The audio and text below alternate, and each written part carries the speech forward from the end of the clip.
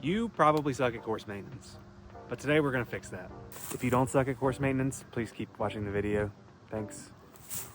Also, I'm sorry I said that to you.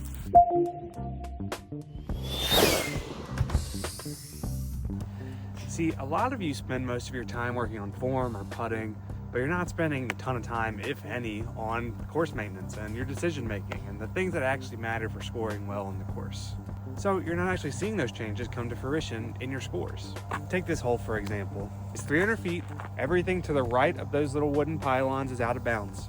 The basket's tucked over to the right side, so if you go for the backhand straight at it, you're gonna be going over OB the whole time. Now, a lot of you might be thinking, well, I can play something stable and go over to the left, that'll come in safe. But that's actually not what you should be doing. See, this is a concept from golf, you know, that first sport that we're based off of. You're actually gonna score better in the long run if you always play the shot that's gonna keep you in bounds for the farthest distance on the hole. So for this hole, that's gonna be either a turnover backhand or a forehand. Watch.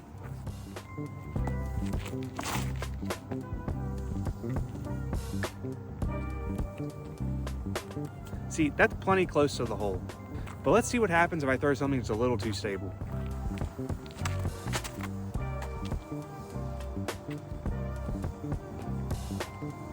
Now, obviously, I'm out of bounds, but I get to take that spot pretty far up the fairway. Versus if I go backhand straight at it like a lot of you would and come up short, I'm gonna be right here, barely 50 feet off the tee. And that's gonna make getting up and down for a bogey way harder. Well, you might be thinking, well, yeah, dude, it's OB. I'm always gonna stay away from OB, but this applies to natural hazards as well. Take this hole, for example. It's a blind uphill shot. The basket ends just a little bit to the right, so you might be tempted to throw a forehand or a turnover backhand.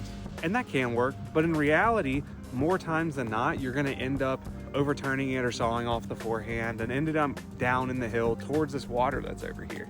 What you should be doing instead is just playing a straight shot to make like a 20, 25 foot putt, call it a day.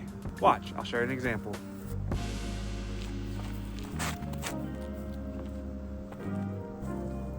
Now that was a flippy mid.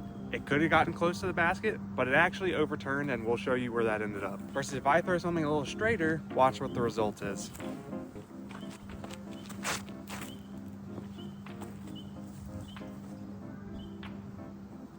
Now in this case, I actually got the added benefit of getting a little bit of a slide down towards the basket, just a touch long, but pretty much a tap in. Versus that turnover shot, look where we ended up. That hill dragged it down into the woods over there, leaving us with a tough putt and most likely a par. Now on a hole like this, a lot of you get psyched out by this tree right here. And I get it, it's right there, it's pretty imposing on the fairway. So instead you'll opt out and go down this left side. But the problem with that is if you go down the left side, you're now making yourself hit 4, maybe 5 different gaps to get the correct shot.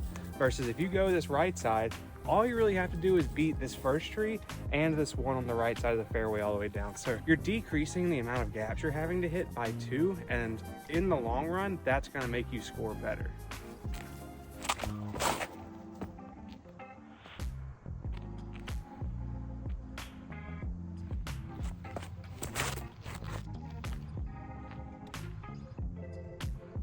Now, what about a hole like this? It's pretty tough, it's uphill, it's a pretty tight tunnel the whole way, and there's really not another gap to choose from, so just go and park it, right?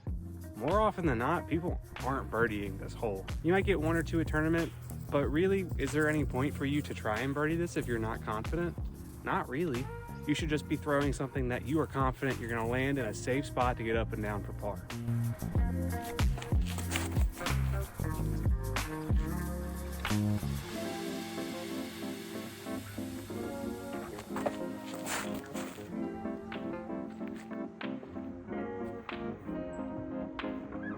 Like that. I'm well short, but I'm in a good enough spot to where I'm getting up and down 99% of the time.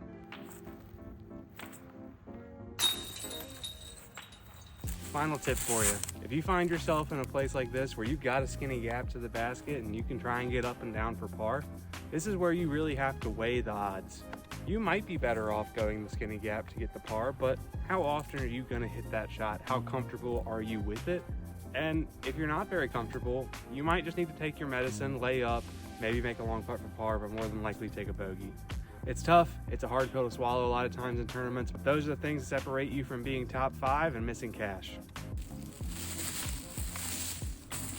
See, doing something like there guarantees me a bogey, maybe even a double, depending on if I get up and down. Versus if I come out to this left side and just pitch up a backhand, I'm taking at least a bogey every time. Well, now you know and you have no excuses. So next time you're out, give a little more thought to the decisions you're making and see how your score reacts. My bet is it's going to be better. Catch you next time.